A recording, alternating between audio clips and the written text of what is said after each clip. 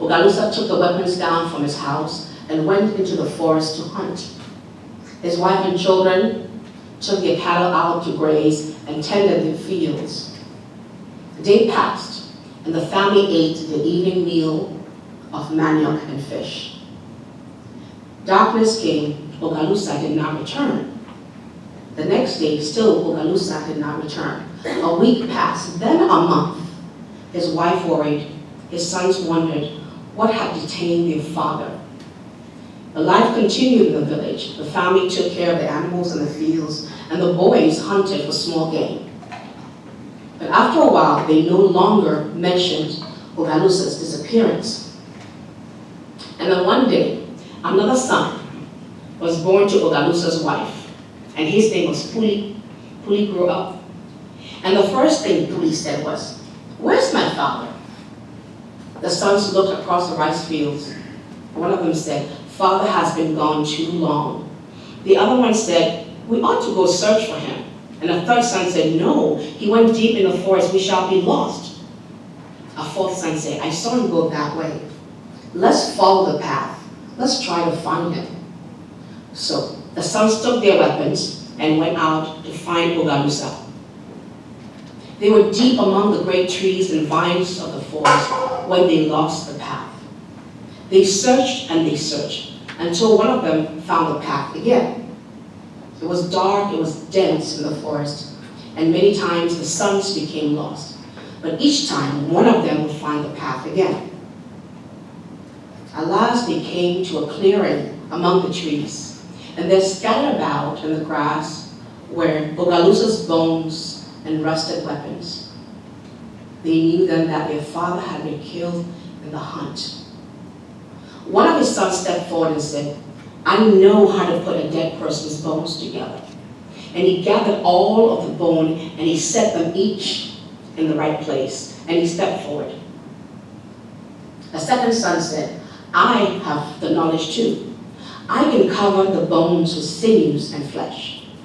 And he went and he covered the bones with sinews and flesh. He covered the bones with sinews and flesh. Another son said that I can put blood into a body. And he went and he put blood into his father's body. And he stepped aside. Another son said, "I have the knowledge too. I can give the body the power of breath."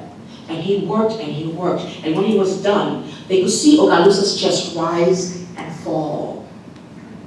Yet another said, "I can give the body the power of movement." And he did his thing. He did his thing. And when he was done, Ogalusa sat up and opened his eyes. Yet another, "I can give the body the power of speech." And he worked. And he worked. And he worked. And he worked. And when he was done, Ogalusa stood up. "My sons," he said, "it is good to see you. Your mother must be worried sick. Where are my weapons?"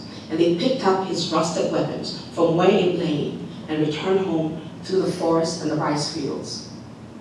At home, Ogalusa embraced his wife with joy and relief. Inside, she prepared a bath for him, and he bathed. She prepared food for him, and he ate. 4 days, Ogalusa remained inside, and on the 5th day, he came out, and he shaved his head, for this is what people did when he came back from the land of the dead. And soon, he killed a cow for a feast. He took the cow tail and he braided it, and then he decorated it with tiny bits of metal and beads and cowrie shells. It was a beautiful thing. The whole village agreed it was the most beautiful cowtail switch they had ever seen. Ogalusa took it to important fairs. Everyone came to look at it. They admired it. They asked him for it, but he refused them all. Well, soon there was a celebration, a dance. The people came, they ate, they danced.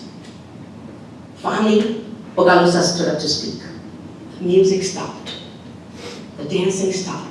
The people came forward to hear what Ogalusa had to say.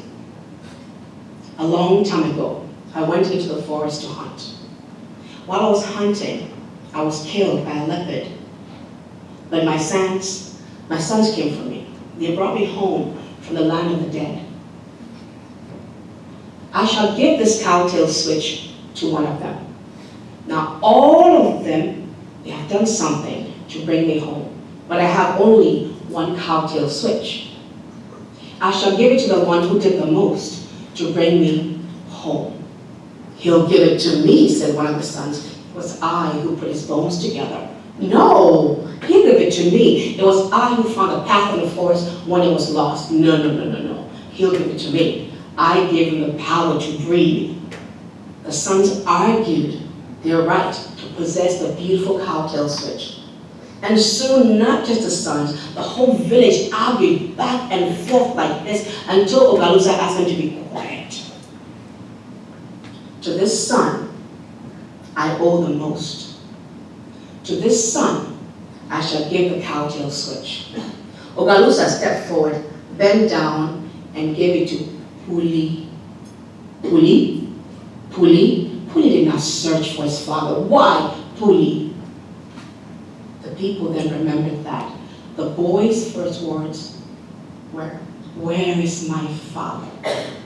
They knew then that Ogalusa was right.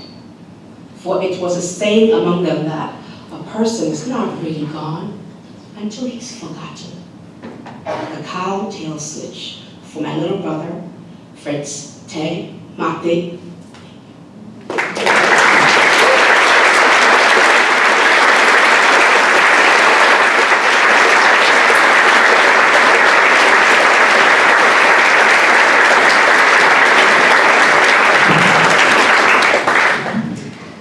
We've had 3 powerful, amazing storytellers, and we've got 2 more coming. But we're gonna do a 10-minute intermission and get set up for the next one. So this is your chance to stretch your legs, get some water, if there's any other beverages out there, use the bathroom, get some fresh air. And then come back and we'll have 2 more tellers. Thank you very much.